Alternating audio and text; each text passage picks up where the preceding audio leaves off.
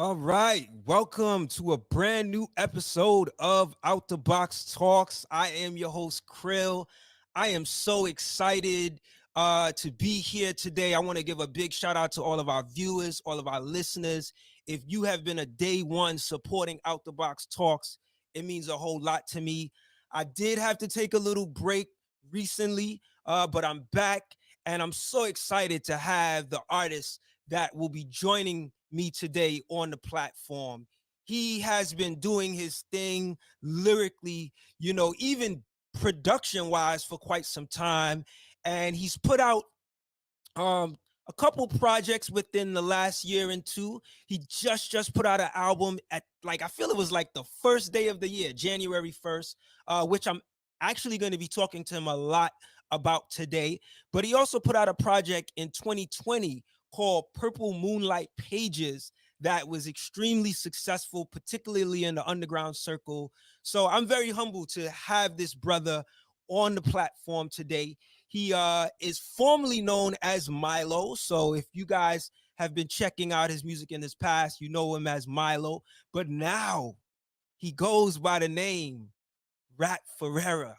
So to my out the box listening and viewing audience, I would love to welcome to our audience my brother, the homie, R.A.P Ferreira. Welcome to Out the Box.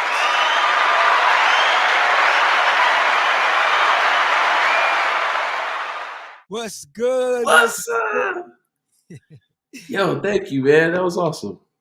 Indeed, man. It's a pleasure having you. I forgot Great to to say be here. earlier, this is episode 59. We are continuing from season two last year. I had a really successful year, season Hell two yeah. last year, brother. So to have you to kind of be one of the first artists I interview in season three, it's really awesome, man. So how are you? How is life? What's going on with you at this particular stage in time? Word. Well, yo, congrats on the hella success. Shit's been going, calm over here, man. Just maintaining. I'm blessed to not have to, worry about much right now. So I'm just relaxing, refining myself, you know, Beautiful. focused on that. That's good to hear, man. Now, where are you, just to be clear, like where are you hmm right now? And I guess for folks that don't know, like where do you originate from in terms of location? Bad. Well, right now I'm in Cashville, Tennessee. I'm originally from Chicago. I've moved a lot in my life. So, it's people from LA to Maine who'd be like, no, he from here. But yeah, I'm originally from Chicago and now I live in Cashville, Tennessee. Wonderful, wonderful, man. How is it in hmm Chicago right now, Mo? What's the climate like? Man, I haven't been back home since maybe 6, 7 months ago, but it Okay. was cool last time I was up there, man. Like the city's a city. Yeah. Chicago's always changing, but like, then shit be exactly how it was when I was a kid. So it's like, I don't know, I love going back home, man. And I probably live there now, but I have my own child, and it's just a little too hectic for that. So Got yeah. it. Got it. Got it. So just for folks that don't know, I kind of like to start off these interviews by giving the audience a history of just a brief history Oh, of for sure. the artist and like how you got your start. Like when did this idea of becoming a musician, an artist, a poet, when did this become a reality as a career for you? I've been wanting to do this since I was in second grade. When I was in second grade, my uncle, he's an MC from Chicago, named Nizam. He dropped a record called "In Due Time," and that year it was 2000. That year he was in like a couple Dickies ads that was in Vibe magazine. He put out a record. Like, this is my uncle, So it was like, yo, man, like, you're doing it. And I was in second grade, so that just really put the bean in my back. Like, when I really look at my whole life now, I can see that was a huge, huge part.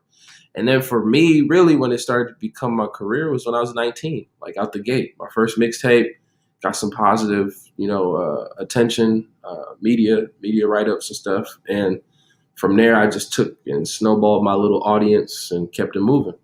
But yeah, from 19 to now, I'm 29. I just turned 29 last week, so 10 years. Yeah, Wow. Wow. So that's great to hear, man. I didn't even thank you, know bro. I thought you might have been a little older than that, but that's cool, man. Like that means you you've been grinding early, man. Hell yeah. No, that's what I say. Like, because my uncle, it was almost like I had a career before I had a career because I could see all the stuff he was doing. And like he was underground and doing it a certain way. And then he was going to school for architecture too. And he kind of took the safer route, you know, like he was like, well, music's popping, but it might not always be. So I'm going to get this degree. And then when he got the degree, music wasn't popping no more. Wow. And so for me, right, I kind of had that same choice. I was in college, philosophy, music started popping. But I seen my uncle make the safe bet. And I was like, I think I'm going to make the crazy bet. I think I'm going to go with this music shit and drop out of school. You know what I mean? And it worked out. So it was cool. Like I say, it was almost like I got to play before I got to play. So yeah, from a young age, I was able to kind of see where I wanted to get in. How I knew my style. I knew how I wanted to rhyme. I knew that there was nobody I wanted to in the beginning or even now, you know what I mean? And as long as you know that, you know you'll have a job. Like if you're an artist and you can say, look, this is a thing I want to do and I don't see anybody else doing it, you will have a job. Like as soon as people start to fuck with that and realize like you are scratching an itch they didn't know they had, like they have to resort to coming to you now. And that's kind of been my story. Mm-hmm. That's what's up, man. So I thank you for sharing that. As I said earlier, you know, when I started the intro, that I really wanted to talk to you about this particular project that you released on January 1st, Bob's Son, right? I Yes, took a lot sir. of time to really listen to this project and just, you know, get acquainted with different subject matter and the lyrics on it. So the bulk of the interview will be focusing on that project, but we'll also talk about Purple Moonlight Pages. So just to kind of jump things off with that, tell me a little bit as to how this project became an actuality. Like, where did the inspiration come from to title it Bob's Son? Man, this one been a long time coming, brother. Even before I had it, this one I had the concept for probably 5, 6, 7 years ago. And I didn't know how I would execute it or whatever, but I knew as soon as Bob Kaufman's poetry entered my life, I was on tour in 2014. And I was put on to Bob Kaufman's poetry in Portland, Oregon, with a group of rappers and MCs just swapping ideas and stuff. And I was given a copy of Cranial Guitar. Oh, shit. Are we still out here? Yeah, you good. I just put you on the screen. But yeah, so I got this copy of Cranial Guitar, and it just kind of changed my life. And I started to get more and more into the myth of Bob Kaufman and learning who he was and his life and how he lived. And there was all these parallels to us, or at least I felt like it. Like he had a whole life before as a merchant marine, as a sailor. And in college, I used to row boats. And like, you know, like that water life, like that shit calls to me. And he was a super wanderer, and I've been a nomad my whole life and just an outsider, even among outsiders, you know. And the dude was unwilling to compromise his vision all of the time. And so that put him at odds with other artists, with police, with whatever. And that's like the origin of the term beat poet, is because he was the beat poet, because police beat his ass all the time. Like, you know what I mean? So it's just different. And once I heard about him and realized that, again, the beat scene and beat poetry wasn't necessarily orbiting around these like white guys who were like trying psychedelics for the first time. You know, there's niggas involved who were doing really heavy lifting, like Ted Jones, like Bob Kaufman, Amiri Baraka, and so on. And like, that's just kind of the lineage I feel like I'm operating in. Like, I'm playing around with language. I'm trying to expand our vocabulary, and not just like, here's a new word for you, but like, here's a new way of thinking for you.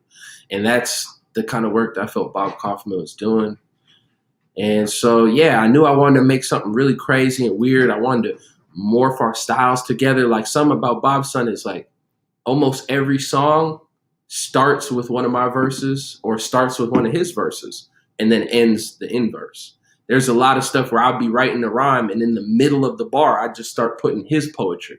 And you can't tell where he and I begin. And like, I wanted it to be super seamless and like that blues shit. Like, you know, in blues, you would hear some cat play a jam, and then you would play that jam, but your way.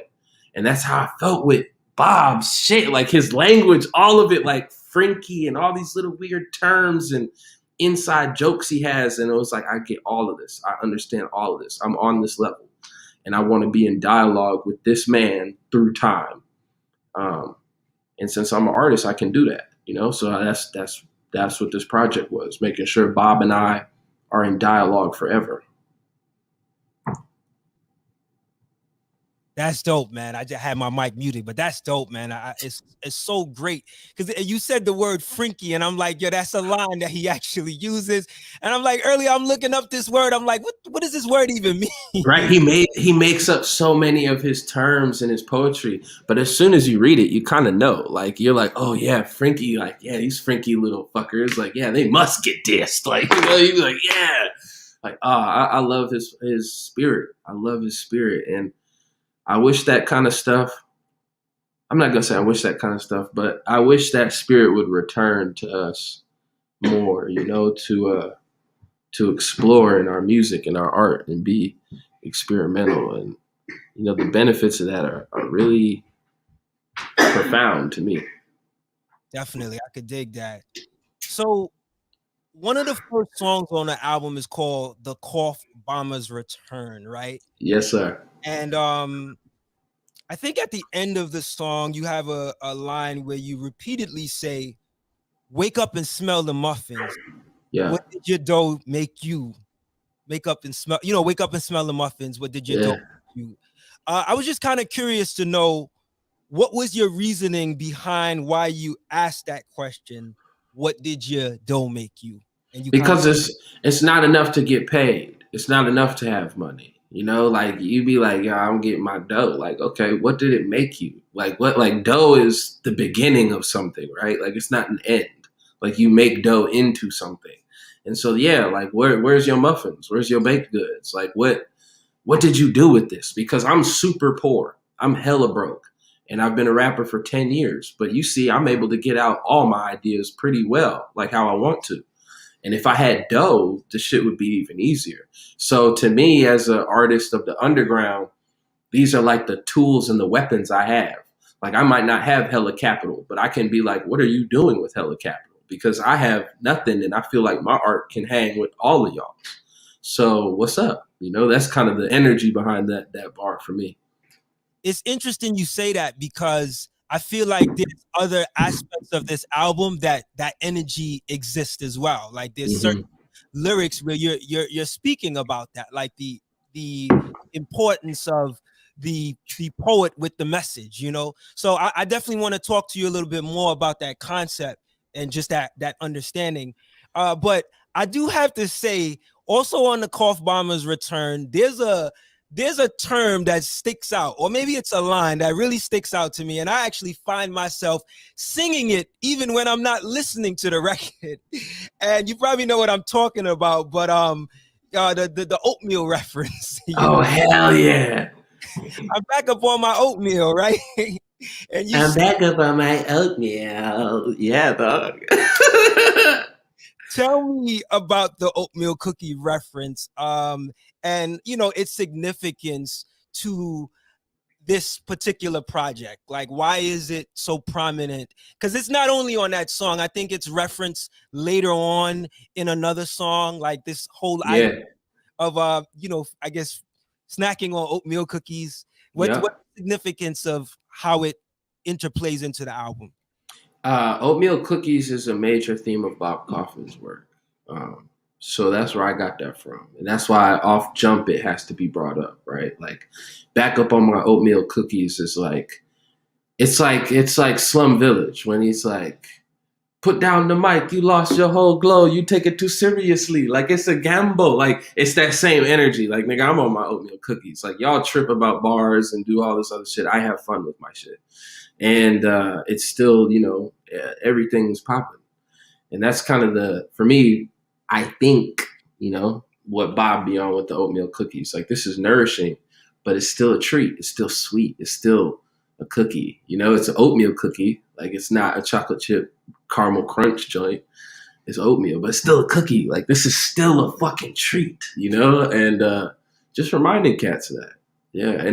And it's interesting because like we don't necessarily think of, in rap you hear a lot of consumption lyrics, but you don't necessarily think of it as food. Like you hear like popped a pill or like drank some shit. but that's like eating, right? Like that's physical. So I be wanting to give people alternatives to that shit, you know, like fucking you popped a pill, nigga. I ate oatmeal cookie, like you know, like whatever. Like I just want that. I want those to exist in the same spectrum. Like if that exists, then this has to too. Like there has to be balance in the force, or maybe not. Who knows? Maybe I'm tripping. No, I can dig it. It's light. It's light, but it's also not destructive. Yeah, yeah. Dig it. Word. So you also have a line on that song where you say, never slid the tassel left. And then you say you can say like some lines later that you're never not woodshedding, right?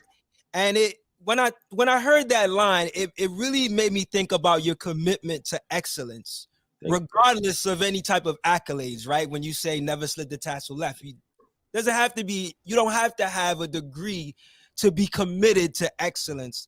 And I just wanted to know, like, what would you say has been the biggest thing that has inspired you to be your best self as an artist?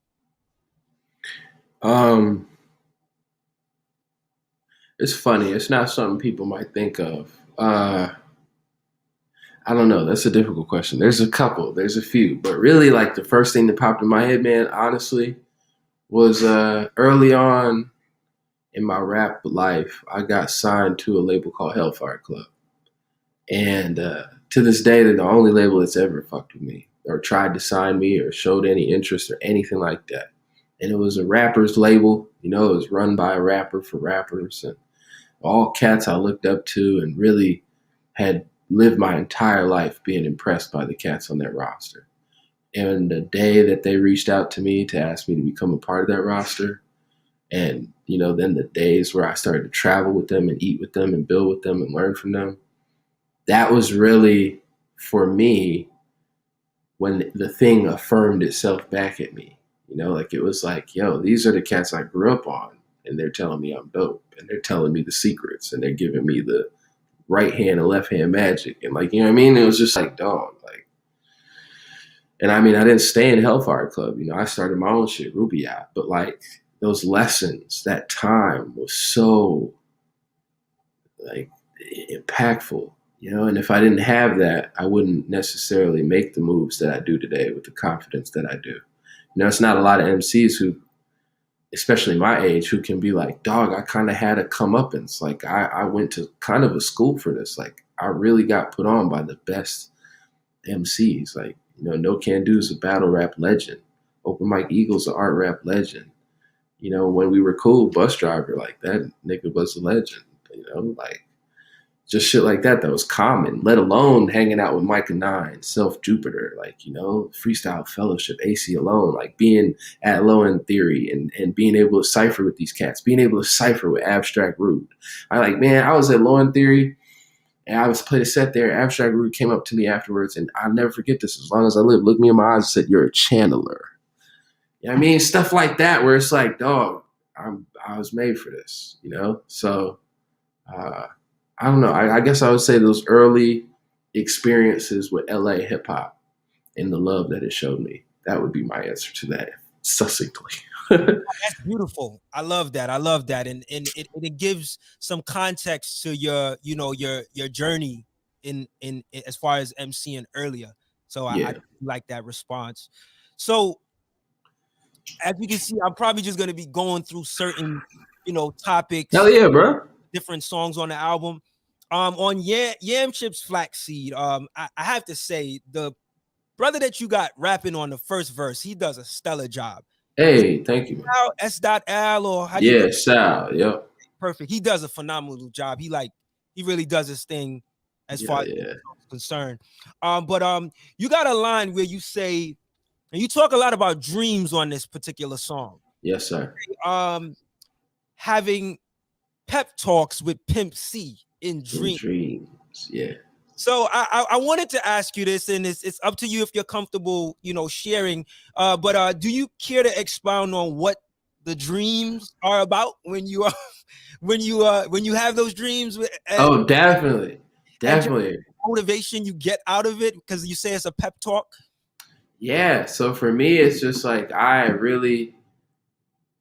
come from a background that like not maybe people don't know about, and like a pep talk from Pimp C is more my reality than like a guidance counselor helping me. You know what I mean? So it's like for me, those moments where like almost like the ghost of rap yesterday comes and visits me and guides me in my dreams, because I really be loving this hip hop shit and rap and being independent and owning all my shit and, not compromising what I think is dope. And that's what I see in, UGK. Like that's what I see in, from any style. Like it's all the same shit to me. It's all black people trying to express ourselves honestly. And that's the tradition I honor most. So I just want to be as wide reaching as I can and as inclusive as I can in terms of like who I consider to be a part of that. Just like I consider Bob Kaufman, I consider Pimp C, and they all come to me in my dreams, especially as it relates to this rap shit. Wow. Yeah. How much, as I'm just thinking about it, like how much have your dreams had any impact on this Bob Son project? Oh, a ton. A ton. A ton. It's weird, dog. Like my relationship with my dreams is really not normal. But like, yeah, I don't know. Like I had an idea in a dream of sitting in this place, experiencing this music, and then like a month later, a programmer hit me up and was like, I just feel like I should be making something with you. And it was like, oh, word, what kind of stuff do you do? I do 3D rendering and modeling. I don't know. What could you use for that? And it was like, I need a place to play this record. And dude was like, oh, I could do all of that. And it was just like, what the fuck? Like, it just came. I had to be hella patient. Like I told you, I kind of had the rough ideas for this for years, but just waiting and waiting in the cut. And then Alex Bowman, the dude who designed and executed the virtual reality cafe aspect of this, really was like, what's that? The Vulcan mind meld. We were sharing the same brain in terms of the physical architecture of this place and the feeling that it creates when you're listening to the project. I think that kid is a genius. Like, yeah, that's amazing work that he did. Wow. So my next question is in reference to you as the producer, Scallops Hotel. Hell yeah. As I was reading through the credits on this album, where really like the track list where you see the featured artists, I'm seeing R.A.P Ferreira, but I'm also seeing Scallops Hotel. And by looking at it, it looks like it's two different people. And it inspired this question that I wanted to ask you in how does the identity of Scallops Hotel differ from R.A.P Ferreira, even though obviously we know he's a producer and R.A.P Ferreira is the MC. But how would you define his identity beyond just him being like if Scallops Hotel did a full album, what would we be getting in terms of his identity that separates him or just makes him unique from R.A.P Ferreira? Scallops Hotel is a producer, and so is more interested in how something feels at the end, right? Like a rapper is more like, these are my lyrics, this is my shit. A producer is more like, this is a song we made. Like, these are artistic decisions we're doing. They don't all have to be emotional or personal. Like, sometimes they're exercises. The Scallops Hotel stuff is way looser, and as it relates to R.A.P Ferreira, it definitely spawned R.A.P Ferreira. If I'd never done Scallops Hotel shit, I would still be doing Milo shit. Because I'd just be stuck on my lyrics and just thinking of like, what is me honestly? But as soon as you start making beats and you start to be like, how would I build a rap song? What if I stop thinking of myself and my lyrics so personally, I start thinking of myself as an instrument in a rap song I'm building. And I just let myself rap like whatever I need to fill in the spot, instead of being like, oh, is that my style? Should I do that? Like, who gives a fuck? It fits here. Let's hear it. And that's what the Scallops Hotel shit allowed me to do. So then I started to really find my style, which is the Rap Ferreira shit. And yeah, it just felt like, oh, I gotta now do the cool project where I'm fucking both sides. Cause it was like, yeah, I could never have gotten the Rap Ferreira without Scallops Hotel and that development. And also too, just the hustle side, having 2 Spotify pages and making sure that they both get the numbers for the album. So it has to be listed like that, but the Scallops page went from like 20,000 on the monthly to now it's at like 70 or something since it's dropped. You know what I mean? So that increase is like good. Now I'm getting paid from 2 different accounts, but it's just me, but fuck y'all. Like, you know what I mean? We gonna eat. Like, Wow. Wow. I'm so glad that you took the time to express that, because I was gonna ask you about how the name Rap Ferreira, like how did it go from Milo to Rap Ferreira? So that was dope to hear that Scallops Hotel had a lot to do with that. And it makes so much more sense now. Like the I guess like the, how you say, the connection between the two, between Scallops Hotel and Rap Ferreira. Yeah. So my next question is in reference to the track, and forgive me if I'm butchering the name, but I'm gonna say it how I think it sounds, but you could correct me. Hell yeah. Diogenes or Dionys? I'm not sure. Diogenes. Oh, Diogenes. Okay, see, I knew I was gonna butcher it. You know. No, you gotta butcher it. Fuck that Greek nigga. But yeah, it's Diogenes, right? All right, Diogenes on the auction block. Can you tell me, where does the name Diogenes from that track come from? And if you had to explain his identity, like, who is he? Like, what does he represent? Bet. So when I was a freshman in high school, I read a book. I can't remember what it was called, but it was a narrative of different slaves and like collections of different slave narratives, and just all sorts of different people, who've been slaves and just how they felt about it and shit they said when they were slaves and shit they said when they were free. And he was in that book. And it was weird because he was a philosopher. And like, I guess he had all these crazy ideas. He like lived in a bathtub and he'd go around town like pissing on people and shit. He was like a Bob Kaufman type character. And he was so annoying, I think, that they sold his ass into slavery.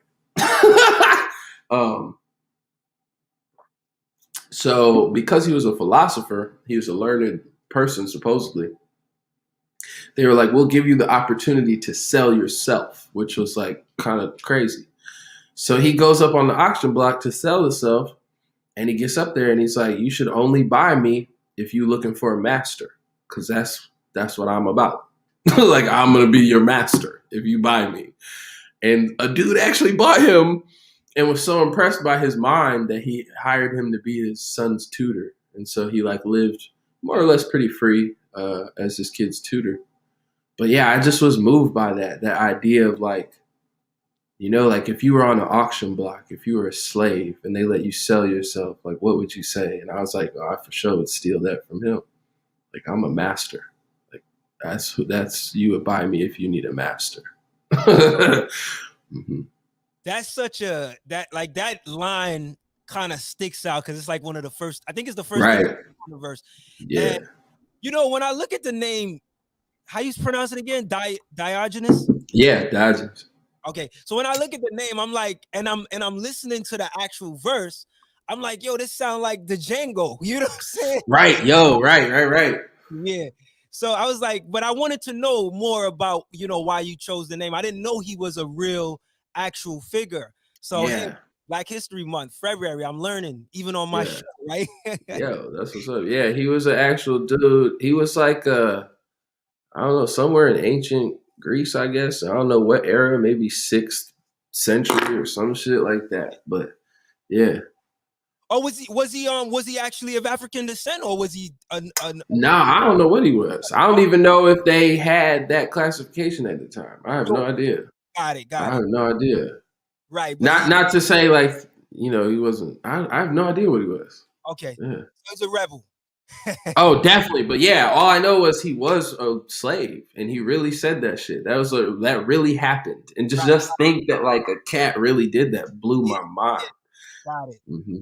Got it. Okay, that's what's up. So there's another line.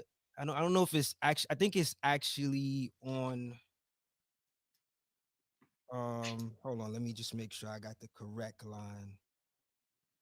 I think it's in reference to that. Yes, it's actually in I think it's the same song, and I might be wrong, but you'll probably remember the line. You say very difficult not reacting to things, especially the Yeah, ones that aren't happening. And yeah, when I heard that line, all I could think about was this idea that a lot of us tend to go through, where we really stay in the future, and we fear a lot of things that might never even happen. So I was wondering if that line had to do anything with that mindset. And also I wanted to ask about so there's a two-part question. I wanted to ask about the next line where you say, if it all becomes description, why does the problem exist? Right. yeah. So for you to kind of break that down. um, there's like a whole idea. I can't remember what the school of thought is called, but there's like a whole thing I remember when I was studying philosophy of people who felt like all philosophy had ever done was actually just describe shit. Like no work had actually been done here. There's just a gang of like descriptions. And then there are people who were like, actually, that's all anyone's doing anytime. And so I don't know. I just wanted to know, like, if everything is description, why does the problem persist? If I can describe everything, if I can understand everything, why does shit still suck? Mm, mm. That's a very valid If question. we all know, like, the same basic answers and like, you know what I'm saying? Like every person you talk to more or less is like, yo, this is how shit should be. But it's like shit is all the way broken. Everyone has a total description of what's going on. Yet it's totally broken. And Right. that is weird. That implies something else to me. You know what I mean? Like that implies that there's another planet. There's another there's other shit. Right. I think it also implies that no one knows everything. Hmm. Right. The idea that no one knows everything, that we all have something special or something unique to offer to the totality of what we're supposed to be learning here. Something like that. But for real, like I be telling my little boy, like, you're the universe pretending to be a little boy. You know what I mean? Like, just like me. Like, I'm the universe pretending to be this dude. Like, we definitely have the answer in us. Unlocking that is the difficult thing. Like, there's a whole idea about like learning doesn't exist. You've never learned anything. You just remembered. Like like if you think about it, you can't ever learn. Like if you didn't know what a sword was, and I said go in the garage and give me the sword, you would probably come back with a sword, even though you've never seen one. How can that be? Like Mm, you knew what that was. You had to remember it. And like, yeah, there's a whole idea that we don't learn anything. And I don't know. I'm kind of on that. Like, I'm kind of like, man, if we really sat and tapped in, like, you would know. You would know. indeed. How do you how do you get in that mindset to actually convey some of these ideas or thoughts that you have in your mind into your lyrics?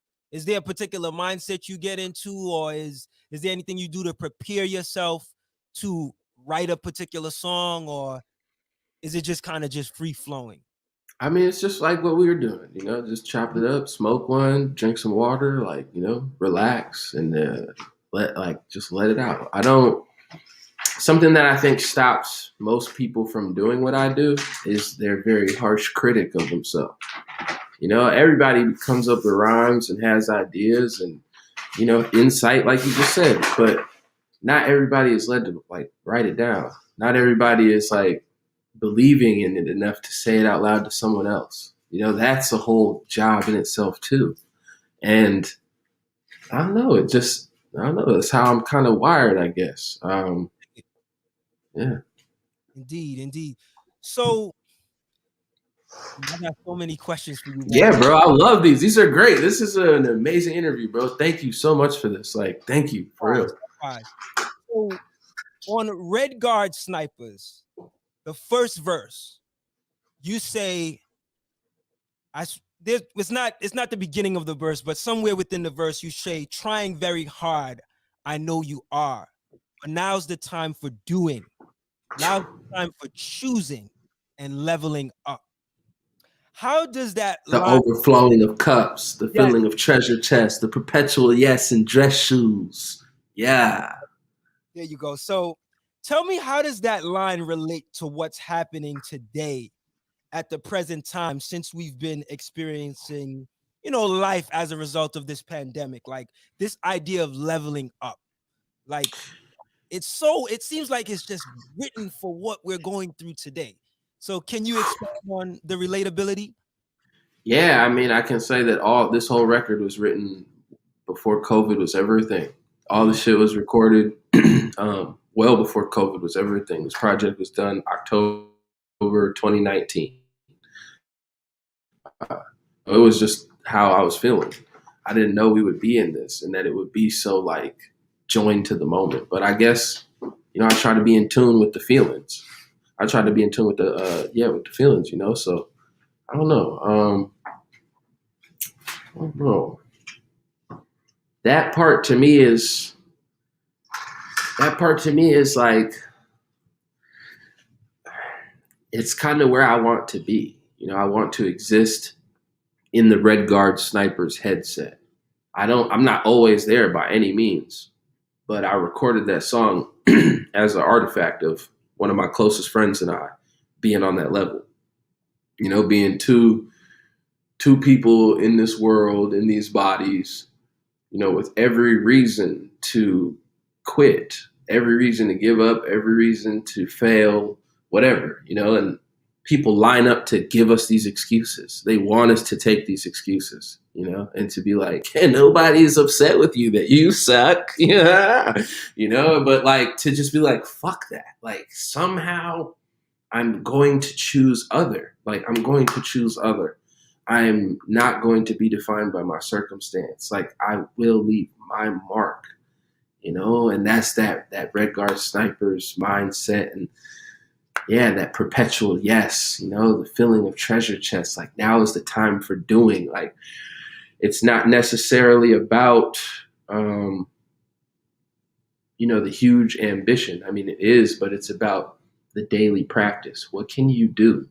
I mean, I don't want to know about the huge dream you have and why you can't get there. Like, what's the first step?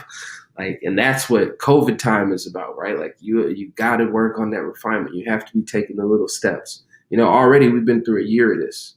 And then like in the beginning, you've seen everybody be like, "Oh, it's all good. Like, all you have to do is get through the day." And it's like, sure, that's true, but like, it's now been a year. Some cats just been at home doing nothing, and I mean, God bless you, but like, I can't do that. I cannot do that. My son can't do that. Like, you know what I mean? Like, we have to be on some other shit. And music's so powerful. Something I've learned being a rapper for, a decade now. It's like, I repeat all these rhymes. I give all these words power. I give all these words my energy. So even when I'm sad or whatever, I might not write the sad song these days because it's more important to me to put down something like Red Guard Snipers, where it's like, I want my energy. I want the whole world's energy. I want all of my fans saying these words out loud to themselves, repeating them, giving them power. Not like when I was younger, I'd be like, I'm super depressed, da, da, da. And then it'd be like, man, I can't get out from under this black ass cloud. Why? Well, there's thousands of people affirming my sadness to me, and it's like, that's something that is really heavy. And I don't think a lot of people think about that when they listen to an artist who makes a sad song. It's like, that's a different kind of cross to carry. And I just want to make music that when I hear it now, I'm like, ooh, that got me pumped up. Thank you for that. You know? Well said, man. I think that's such an unselfish approach, right? Like when you think of your music as bigger than just your personal experience, but you're offering, words that can enlighten someone's day or motivate them to be better. That's pretty dope, man. So I gotta salute you for even being mindful to take that kind of approach in your actual music. So Thank you. indeed, in this song, at the end of the song, "Sips of Ripple Wine," you reference poem 7 of the Jail Poems written by Bob Kaufman in 1959. And the line starts off with, "Someone who I am is no one, something I have something It's I've done nothing. is nothing, someplace I've been is nowhere," etc. It goes on. Um, so obviously Bob goes on in the line to say that thank God for the beatniks, right? And you Right. go on to say thank God for Rubiatch Poet Gang, right? Tell me what inspired you to reference this line from, these lines from Bob, and how it is relatable to your actual experience. I wish Bob had a crew. Mm. I wish Bob knew how good it is to have a crew. Yeah. Because I have a whole crew of niggas just like me who feel those bars just like he said them. Someplace I have been is nowhere. Something I have done is nothing. I am not me. Like, just wandering cities. Like, we do that for sport, dog. We continent hop now, dog. Like, you know what I mean? And we're not famous. Like, people don't know us. We might play a show that goes well and walk out the door and get beat by a cop right outside. Like, you know what I mean? Like, we're not famous. I'm not afforded any security or any special way of living other than I don't have to wake up and go to a 9 to 5. And that is enough of a blessing for me, you know? And I just wish that, like, yeah, Bob could have had crew and could have been around poets really like him, and not poets who were, you know, not from his life and not experiencing life how he was experiencing at that time, and not feeling the pressure. Like, look, it's a political act for any black person to decide to make art at all. Like, at all. You know what I mean? Like, when people be like, yo, I don't like so-and-so wasn't talking about this thing, it's like, that's a huge choice for any black person to make art at all about anything, that we're not all deciding to pick up fucking arms is like you know what I mean? That we're picking up art is a fucking political statement. And that's lost on so many people, dog, who consume this shit. And yeah, I don't know. I'm just so thankful for my crew. And so I want to attach all that That's and dope. just play around, dog. Like, with this record, my style with the writing was so different. I've never collaged like that before. You know, I've never been like, oh, I like this. Blodoink, so openly. You know, it might be a bar or something here and there, but like with this project, as you see, it's like, you know, whole verses and shit. And it felt awesome. It felt great. Wow. Well said, man. Well said. And I liked how you brought in just like the crew, and you know, saying how you wish what Bob would have had that was similar to yours. Dog, there's so many stories from his life that it's like, dude, you just had no crew. Like, these people let this happen to you. Like, there's a story that he's like walking across some park in New York. It might even be Central Park or some shit. And he's like walking across the grass that's labeled like "Don't walk on it." And it's like the day him, his baby, and his lady are about to move back to San Francisco. So he's like running across the grass to meet up with his baby and his lady to get this ride to go to San Francisco. And some cop just decides, like, today's the day, you know, you drew the short straw. Just starts whooping him, arrests him, and then that's like triggers a whole series of arrests that lead to him like experiencing electroshock therapy, and then he like stops speaking for fucking decades, and like, you know, it's just like, dude, nobody came to get you. You know what I mean? Like, you just sat in the system for years, and just like none of these beatniks and like all these other poets and cats who were at the readings, like, they just let this happen to you. Like, that's crazy. That's nuts. And I mean, you can watch the documentaries and all you see is survivors tell the story their way. Mm. Who knows how it really went down? But to me, it's just crazy to think that, yeah, one of the greatest American poets of all time, Mm. you know, was electroshocked out of speaking.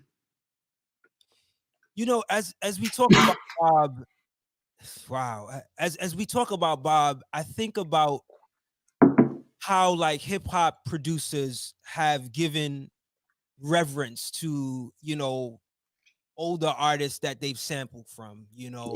and I think about your connection to Bob the great poet in this way. And I'm just curious, like outside of the ode that you give to him on this project, what would you hope that your music or just this body of work does to further his legacy? I just Or to get people to know more about him? Because I feel like the work is already being done because I'll be that honest, I didn't know about him until this record. that's awesome. So Thank you. the work is being done, but I'm wondering like what your vision is in terms of how far you would like it to reach people in terms of his legacy and people just knowing about the greatness of him as a poet. Yeah. Yeah, I want that. I want people to experience our work in a different way. Like especially with like a cat like Bob who is so really obsessed with how words sound and the rhythm and everything. And it's like it's one thing to read the shit written, but like now we make music around this idea. Like, like we've like been the whole like jumping point for him is now a lane that's very wide. And so I it feels like kind of my job to connect like the future to past. Like that's how I've been approaching my shit probably the last 2-3 years. It's just, not just Bob, but many poets and a lot, blues musicians, jazz musicians, where it's like, yo, this whole tradition, like the story we've been given about rap is not complete, and rappers don't, have to do anything. You can pick what kind of rapper you want to be. And so I'm kind of picking to be this kind of rapper who's engaging in, I don't know, history. I don't even know what I would call it, like skydiving. Like, like I don't know. It's something weird, but it feels like work and it's good and it entertains me. So I just keep doing it. So on the album, there are a number of moments where I think you have some interludes with different poets, and Mm-hmm. I thought that was really cool to include within the project. But I wanted to ask you particularly about poetry, right? Because hip hop often gets a rap as something that's synonymous with poetry, but when you really talk about poetry in its actual form, like it in its purest, I guess, most authentic form, where do you see that experienced within hip hop? I think hip hop. I think rap is poetry. I don't have that like hang up. Like to me, every rap song is a poem, but not every poem is a rap song.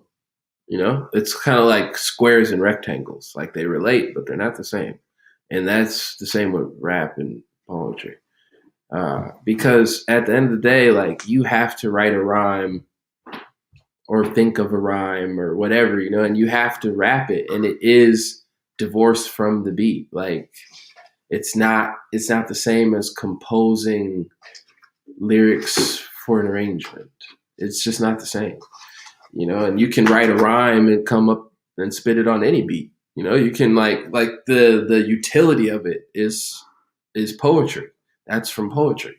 And what it operates and serves as, how rap lyrics embed themselves in our speech, in our thinking, differently from how sung lyrics do. Like rap lyrics become like little weird mantras and navigational spells and shit. You'd be like, I learned this from a rap song. Like I learned how to handle this pressure from a rap song. And people understand that. They're like, oh yeah, I've had that experience too. It's like, that's crazy. What other music did they say that? Other music takes lyrics. That's like the last thing they think of. They're like, yeah, and then I just said, wow, my dog fucking is sick and whatever the fuck, But in rap, that's like the first shit. Like the lyric, like you got 2.5 bars to impress me. Like, where I'm hitting next on this shit. So I think that most rappers are capable of writing probably the best poetry of all time. They're not interested in it, and maybe shouldn't be, who knows? But a lot of poets can't rap at all. So that's some other weird shit. So it's like, it's just one of those things. And then some people are blessed and can do all of it, and refine it and work at it. And that's the kind of shit that I just love words, from freestyling to, reading a poem, whatever. You said a lot of poets can't rap, and it made me think about like what distinguishes the two. Like, that was the question that came to me. Like, what makes it so that a lot of poets can't rap, but that rappers can do poetry? Because it's musical. It's not just poetry. It's spitting it cool. There's melody still involved, even if you don't think there is. Meter and shit, and switching it up and keeping it interesting. And again, having style, having the flair for showmanship and entertainment. That's other thing. Like, poets think it's acceptable to put some glasses on like this, not even put no music on, and just read their shit for like a long time. They think that's acceptable. I love poetry. I would never do that to anyone. Like, I'm just going to read pages of my shit now. Like, that's absurd. And that's what a rapper knows. A rapper knows no one wants to fucking hear that. But I still have to get these bars off somehow. So, the rapper's doing more work. The rapper works way harder than the poet does. And so that's why I think poets are kind of by and large lazy. They're supported by more powerful structures. Poets are employed by, like, you're the poet laureate of Oregon, or you're, the artist in residence at Stanford University, this poet, this Harvard educated poet who got to read a poem before the president became the president type shit. But to be a rapper, you have to hustle. You have to know how to make money hella different ways. And again, nobody's just going to give you their time. With poetry, it's like, again, it's almost like listening to classical music. It's like, oh, did you fall asleep, you uncivilized idiot? Wow, you couldn't stay awake and be entertained by just this. But with rap, we know the truth. And we know what we have to do to keep the audience engaged. And there's more of a give and take. So I think that's why. That makes a lot of sense. You make a lot of valid points. But I will say, though, and I know you agree with this, like, we give it up to the poets. We respect what y'all do. But definitely. I'm not hating. And I don't think any real poet who heard me say any of that could lie. Like, dog, you be getting grant checks and shit that rappers just don't get. We don't get fellowships. Like, we just don't get that shit. Nobody wants to help a rapper survive. A poet, you can get a publishing deal. You can do hella shit. And I mean, I'm out here pushing my poetry shit because I want to eat and live too. But they're totally different. And I think it takes an almost inhuman nerve to be like, I'm going to be a rapper. That's like that's what crazy people say. That's a guild of crazy people. And I love it. Wow. Man, great responses, man. On the song Bobby Digital's Little Wings. Yeah. You speak of, when you speak of being unashamed to be sensitive, in regards to it being the first stage of vigilance. Yes, like, I just want to focus on those two things. Let me just rewind back a little bit. That line hit me because you really emphasize this idea of being unashamed to be sensitive. Like, sensitive is actually a good thing in this case.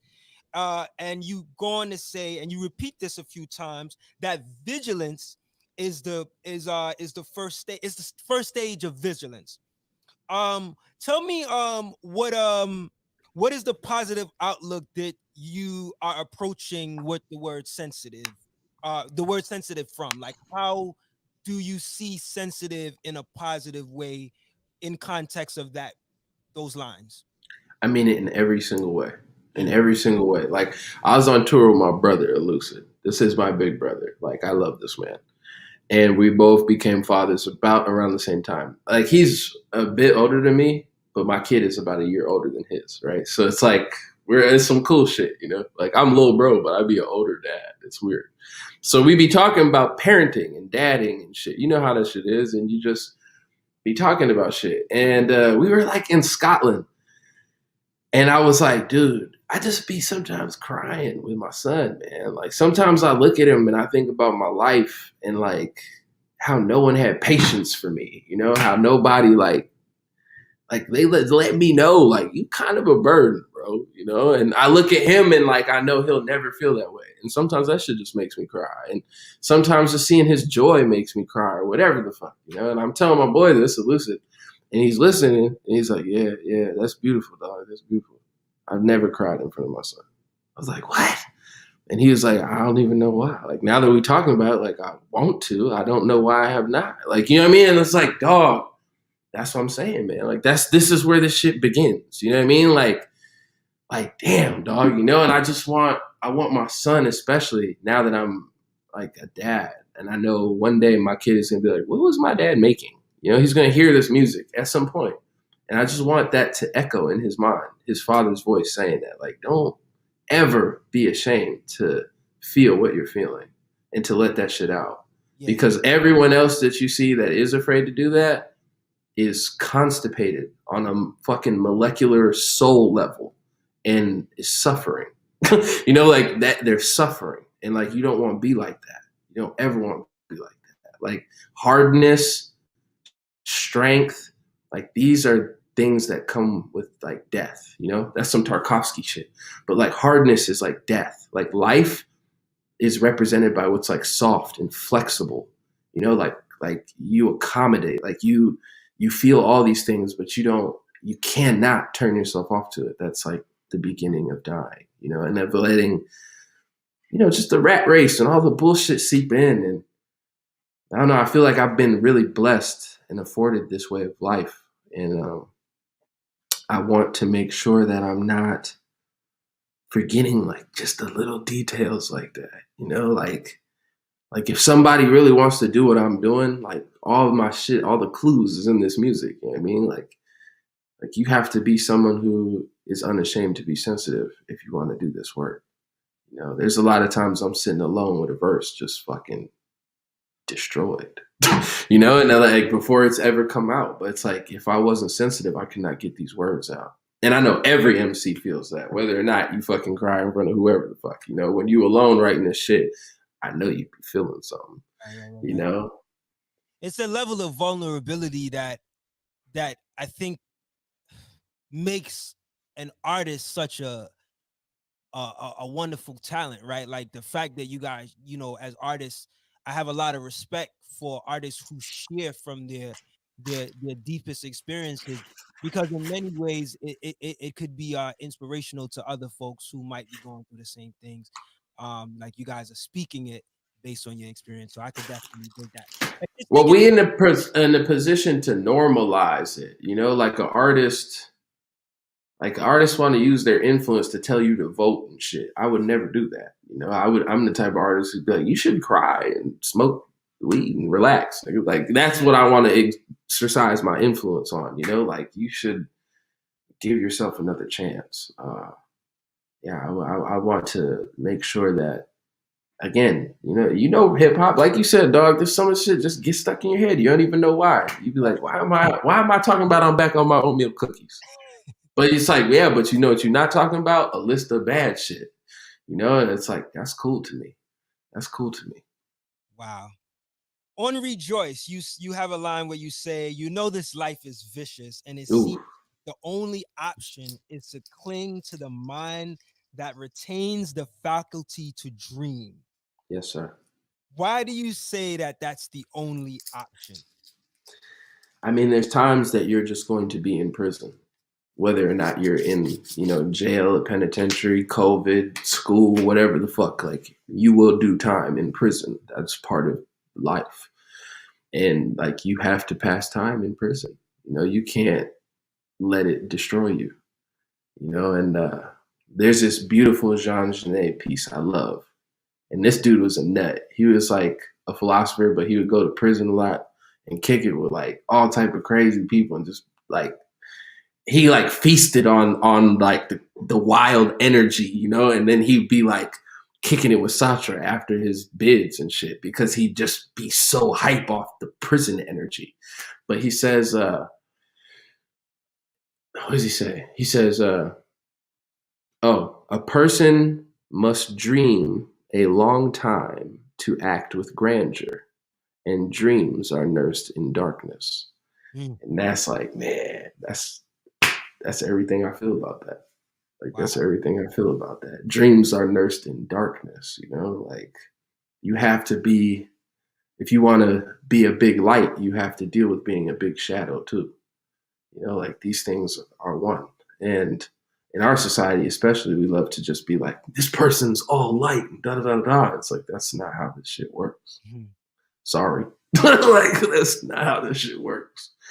Wow. Um, so yeah, like you know, like we was just saying, with this music, I want to like uh, assuage, you know, I want to be like a balm. Like I don't know. I don't hear music that talks about that stuff, but I know a lot of people have anxiety about that stuff.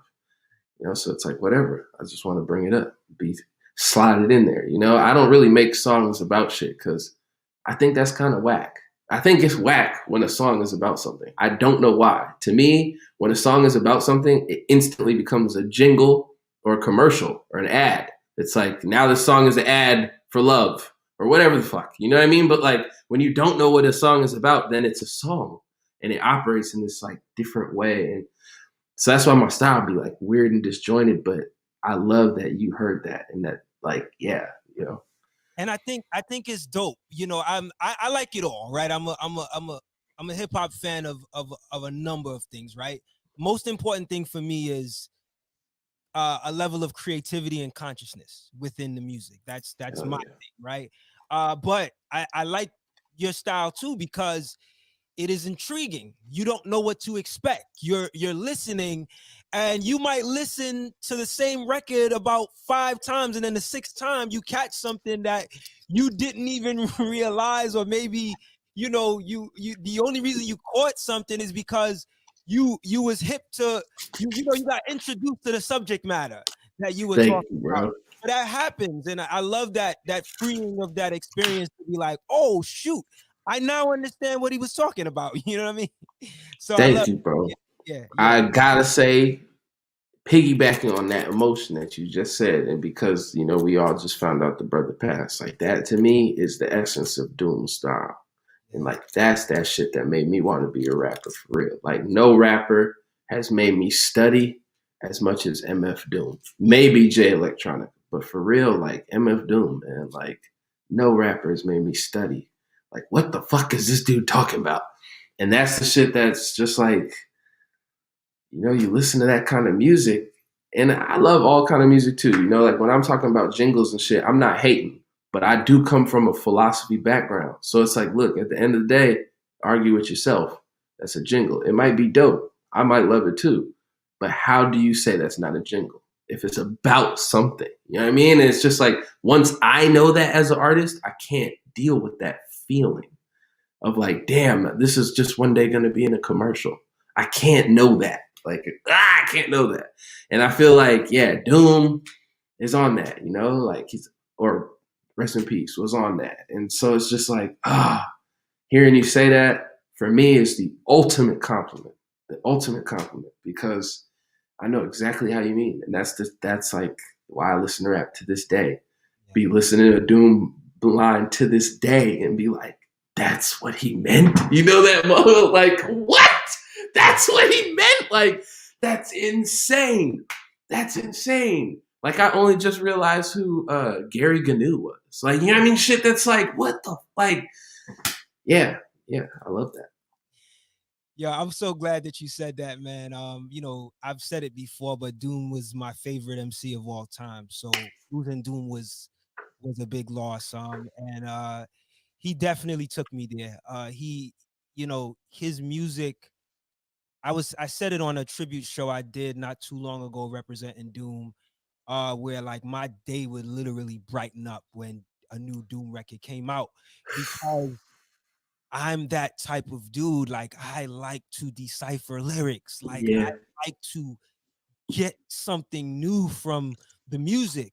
And I for me, I, I yeah, I've said this before, but I'll say it for you to hear. Like I think it's actually doing the artist a disservice if you don't listen to their work in the way that it was intended for it to be listened to, right? So like I respect the artists like that. Like, you put all this time to put all that intricate lyrics into your music. I think as a listener, I owe you as much as I Yeah, can have the time that you deserve that I give you the time, other than just my money, but you deserve that I that's give you dope. the time to at least learn your lyrics. And it's one of the reason, at least learn or try to understand what you're saying. And it's also one of the reasons why I love doing these interviews, because as a fan, it gives me an opportunity to understand more about you. Man, you're doing a great job. You great at what you do, bro. Indeed, respect. So I want to jump to Purple Moonlight Pages. I know I've kept you for what? We got about an hour already. Oh, bro, that's cool. I'm just rolling up another one. Too. All right, beautiful. So I want to jump to Purple Moonlight Pages to talk about some of the songs on that album. It won't be as long as the Kaufman piece, but I just want to just just get the people to just to get the people to learn about Purple Moonlight Pages. Like talk a little bit about what inspired that project and what enabled it to be so successful in your opinion. Purple Moonlight. That was like to me, and I mean, I still feel this way, even though I wasn't able to execute it. It was my ultimate I can max out around clubs that have like a 400 to 500 person capacity. You know, like when I can tour, like before COVID. And so to me, Purple Moonlight Pages was like the ultimate rap record for clubs of that size. Like I knew that as soon as I played that music in a club that's a 500 person cap, everyone in there is going to feel cool as fuck. And I don't know, after touring a lot and being in a lot of these clubs and gigs and shit, you just start to see like, man, this is this like city's entertainment or this town's entertainment for the night. You start to be like, I've been here 7, 8, 9, 10 fucking times. Maybe I might want the feeling to switch up. And so Purple Moonlight Pages was just like, I want to make something that's really cool and yeah, kind of sophisticated, but still real and off the cuff and loose and everything. But just like, if you liked like classic 90s underground shit, you probably like this. That like I just wanted to make a record that like yeah, had that vibe, but wasn't necessarily super explicit about it or anything. Like it wasn't like part of its myth or Mhm. push or anything like that, or maybe even sonically. But that was definitely the big inspiration for me was mostly West Coast shit, Freestyle Fellowship, Souls of Mischief especially. That to me was like, yeah, Purple Moonlight Pages is like my Souls of Mischief record, my Hyro record. It's just like just so confident in this work being necessary. I think for a while, for probably 5, 6 years, you hear in my shit at least, someone who's not necessarily convinced that my music has a purpose or a point. It's just sort of like whimsical, which is important too, but that's it. That's like the one engine that it had. And Mhm. now I feel like my shit kind of has a few engines driving it, and points of entry where you can engage with it, depending on what you want to look for. And Purple Moonlight Pages was just the showing off that style. Like, here's a record you can really listen to. Here's a record you can kind of ignore and just vibe with. Here's a record that would sound, again, good in the club. Like, there's songs on there that it's like, man, I know when I play this, people are going to go up. Or I know when I play this, everybody's going to shut up, get super silent, and just listen. Yeah, that's what that record is for me. Well said, man. Well said. Thank So you. there's a record on there called Laundry, and I haven't. Yeah. My first time actually listening to the song, I was actually doing laundry. Oh hell yeah. uh, but it's a dope record. Just not just aesthetically of how it sounds, but because you go from like talking about your experience doing laundry to then like your aspirations for your future, for your family. I think you have a line where you talk about gain, how many gains it will, determine Yeah. it would How take. many bottles of gain will I gain in this game? Exactly. Yeah. Um, how does this idea or experience of doing laundry uh, manifest into these plans that you had for your future and your family? How did it go from one to the next when you were actually writing the song? Well, I mean, that's just kind of my life these days, being a father and everything, and tending to the home and keeping the home. That's just how my life is. So I was like, how about instead of most rap songs, I'm rapping from this point of view of like, I'm a rapper and that's my life. But in reality, I have to juggle a lot of shit. And laundry is like, let's peek behind that curtain. Like, this is how Oz really lived. You know what I mean? Like, I'll be writing these raps while I'm folding this little boy's laundry up. You know what I mean? Like, beats be playing while I'm fucking mopping and shit. Like this, if you saw it, you'd be like, damn, this guy's just a maid, basically. It's like, yep, and that's how a rap career works when I'm not on stage rocking it for y'all. I'm at the crib doing chores, you know? So yeah, that song just came from a super honest place. But I gotta say, it was inspired by my big bro, Mike Eagle. He has a song called Dishes from an album that came out when I was in college called, oh man, I can't believe I'm spacing on, Rappers Will Die of Natural Causes. That's the name of that album. And so there's a record on there called Dishes. And he does that. He's rapping about his dreams and his rap dreams and shit while he's doing the dishes at the crib. And I've always loved that song and the vibe of it. And his version is so fly, man. It's so cool. And so, like I was always saying, it's just on that blues shit, I heard his version, so it's like, oh, fuck it, I'll make it my version. My shit's laundry, you know what I mean? And this is how I'd freak that. And I love both those songs. I wish that, like, there should be a playlist of rappers who've rapped about chores, and I want dishes and laundry next to each other. Because I think those songs flow so well. Like, I'm such a Mike Eagle fan. I think that's one of his best songs. And I think Laundry is one of my best songs, because I knew exactly what I was trying to hit with that one. And I had such a great example from the homie. So That's a great idea and a great concept. I may have to do a search for more records. you know what I'm saying? Dude. Dishes and laundry. Have you heard Dishes? Cause like, what does he say? He's like, man, he has this thing. He's like, there aren't any forks left, and I contemplate eating with some forceps. I wish I had a Corvette like a killer rapper. And he's like, oh, what is it? Oh, and 50 is a millionaire. I wonder if he ever runs out of silverware.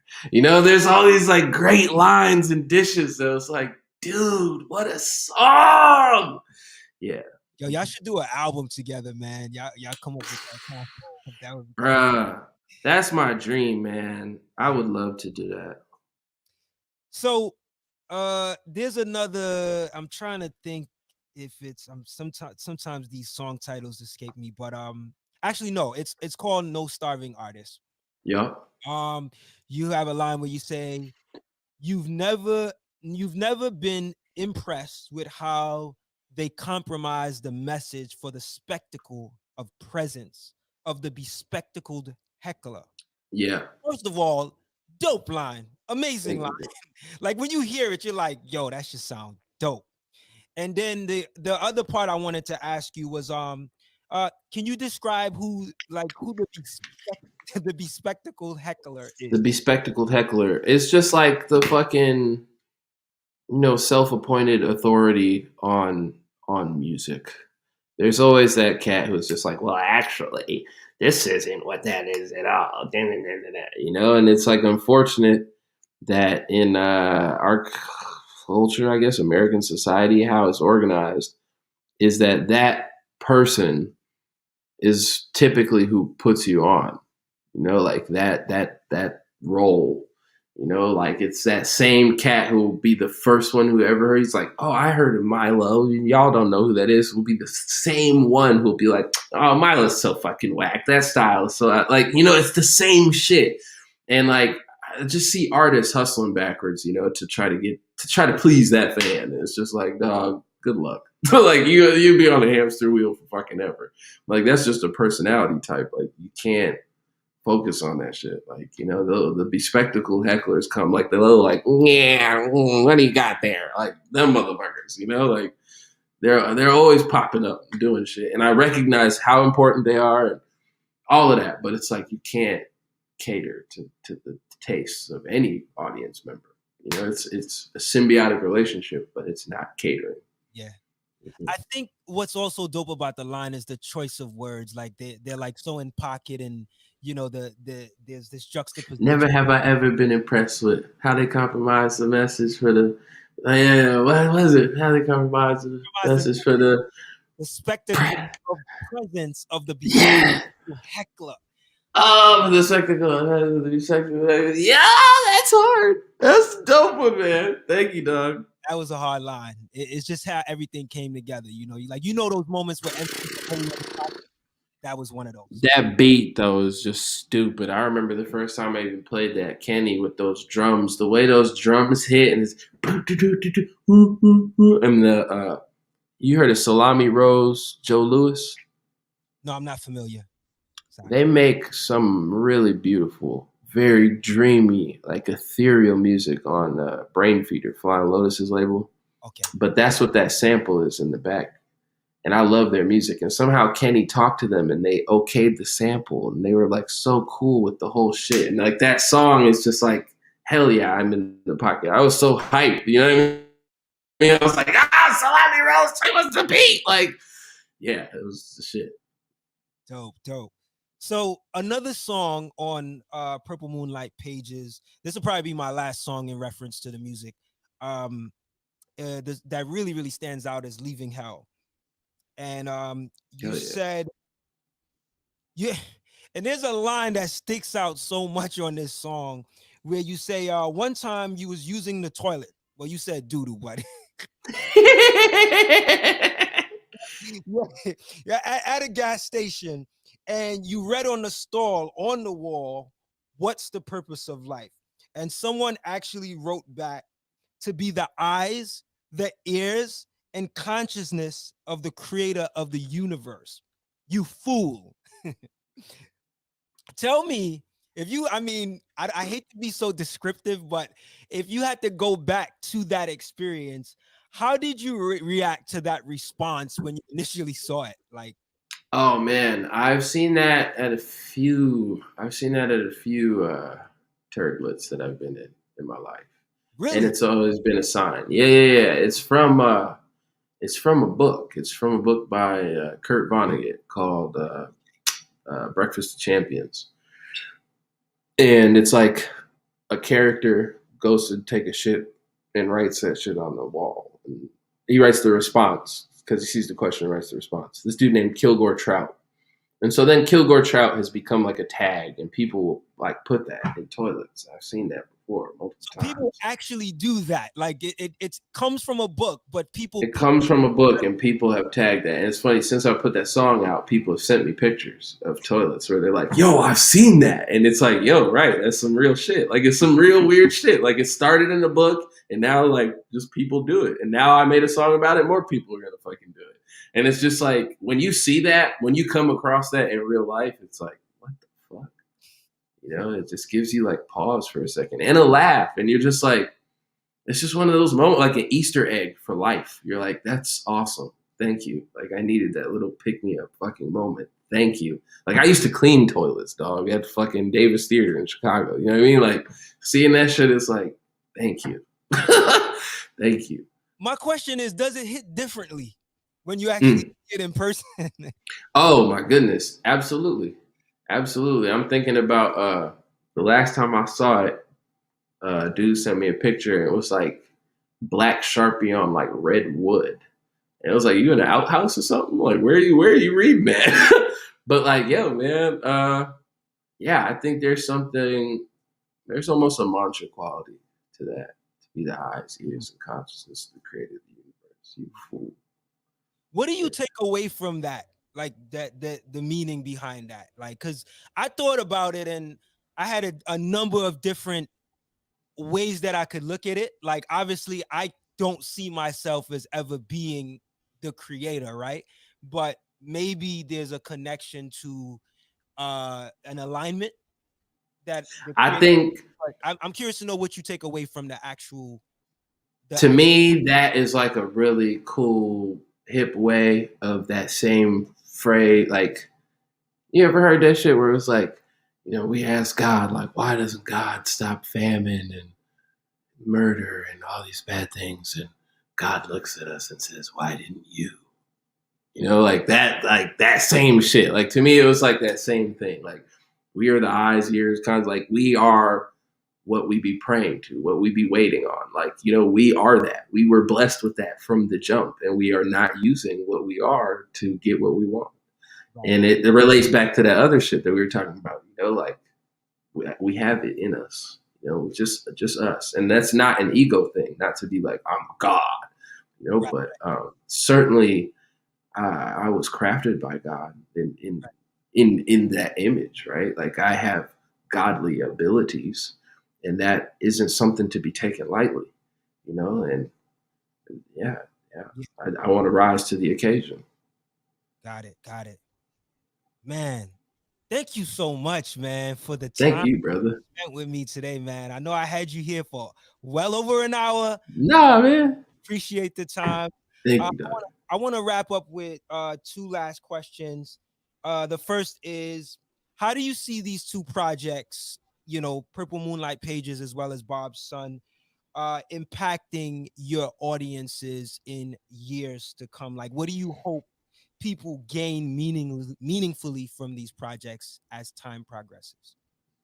Um, I hope they age with people. I hope that they become like references for this time, landmarks for this moment, but also, I mean, I can only relate it to like when I heard like Operation Doomsday. It defined that time of my life, but I still play that record like probably at least once every couple weeks.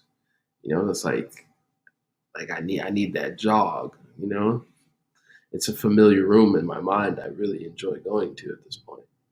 And so I just hope that that's what these albums are. I hope they create a very comfortable, familiar place in your mind that you're able to return to as often as you want. Mm. Um, and that's why, with Bob's Son, especially the VR Cafe, like really trying to drive that point home of like an album is a place. You know what I'm saying? Like, an album is a place. Like, you go somewhere when you listen to music. And we don't talk about that enough. And wanting to keep that place the same. Sometimes it's weird. Like, how it is. Like, a song you love, an artist might do some shit, and then you go back and you can't even hear that song the same way anymore. And like, the more I do this, like, I just deleted all my personal socials because I was just like, man, Doom was never on Twitter or Instagram. Like, that's just not how. Like, that's not what's inspiring. That's not, like, they don't want that from me, and I don't want to give them that. That's a crutch. The music has to be enough. The music has to be enough. I got carried away, but yeah. Very well said, man.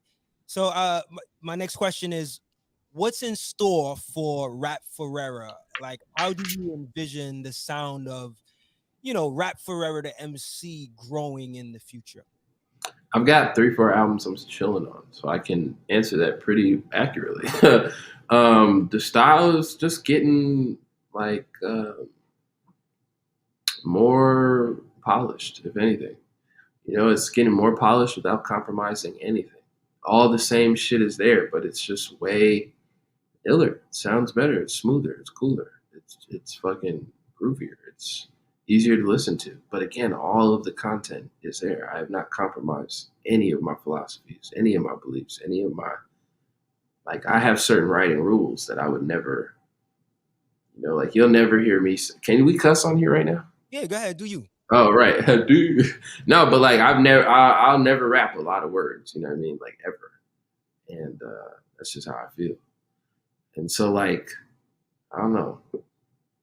To me, Rap Ferreira is like, I got the Wonka formula. Like, I just know my shit now. I know my shit's gonna work. I've got it to where I want it.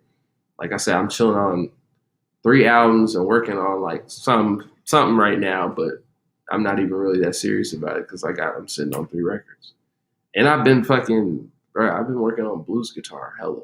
I'm about to fucking be in my 30s. I don't even know if I'm gonna keep rapping. I might switch my whole lane up.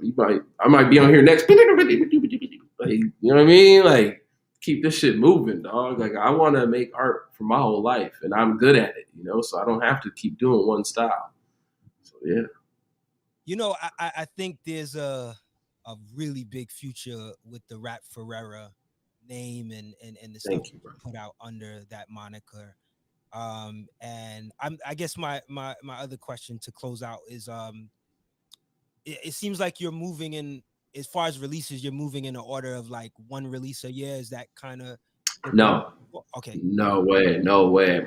My personal life has just kind of been dictating the release as of late. I've been like separated for mad long, but now I'm actually in the middle of getting divorced, right? So like, I'm not really trying to drop no albums.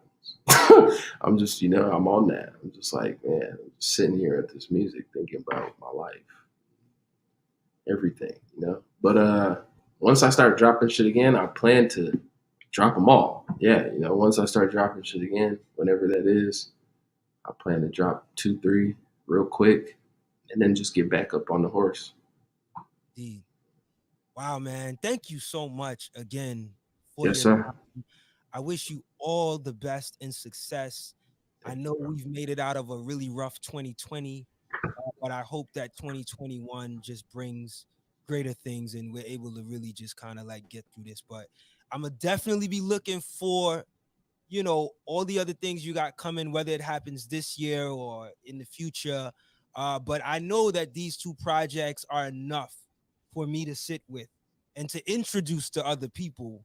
And it's just nourishing in itself for at least another couple years. So I just thank you for your Thank you, art. bro. Thank you, man. Yo, So you're a fucking gentleman, man. This has honestly been the best. This has been the best. I'm really excited for people to hear this dialogue we've had, and earnestness about this work. You're a real active listener. And that's such a treat for me because a lot of times, people have questions, maybe even a lot of questions, but they're not really about what the shit is, But these are like really about like you're really engaging in what I'm saying, man, and that's something that I crave so bad. Not like people just be describing it like, oh, this weird wordy shit this dude be on, but you really came with these specific joints. So I just want to big you up, man. Big up out the box, like for real. Y'all killing it. Thank you so much. indeed, indeed. And I put up the website for people to go to, outtheboxmedia.com. I've been actually reinventing the website. I mean, I just had to build it back up again. So by the It be time like that. this interview, yeah, the website is official. You guys will be able to go back to it and check it out. But you can also search for the podcast because this show will be available as an audio podcast on Spotify and Apple and wherever you listen to podcasts as well. So yeah, I want to thank all of our viewers and listeners. Please continue to check for Out the Box. We're in season 3. 2021 is our season 3 year, so we got a lot more episodes coming. But in the meantime, make sure you visit the website outtheboxmedia.com. And Rap Ferreira, I know you said you've deleted your your social media pages, but is there anywhere else people can reach you? Is there a website, maybe the Bandcamp, Oh, Dev. I mean, the label still has like at Rubiat on Twitter, at Rubiating on Instagram. Soulfolks.org is like my blog. Cafe.rubiat.com. It's my virtual reality cafe. You can, pull up, eat a baguette, whatever. Yeah, wonderful, that's my shit. wonderful. So man, I tell all my viewers and listeners, man, like go check this brother out, man. He has Thank you, bro. very unique and special and thought provoking to offer. So, if you are willing to give it the time to listen, I don't think you'll be disappointed. So, go check out Rap Ferreira. I thank you again, brother. And again, I wish you all the best in success and health and all the best in fatherhood as well, too, because I know you spoke about that. I see that has a really big impact on you. So, congrats on fatherhood and much success with that too. Thank you, bro. Stay up, man. Peace. Right. Don't go anywhere. Stay backstage. Rap Ferreira. I just got to chat with you really Hell quickly. yeah.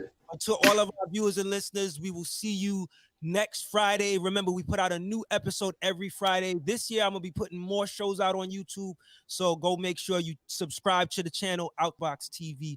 Every Friday, a new episode. Sometimes we go live, but for the most part, every Friday, you'll get a new episode. And until next episode, I want to say peace, love, and light. Y'all stay healthy. Y'all stay safe. Y'all stay focused. We out. Peace.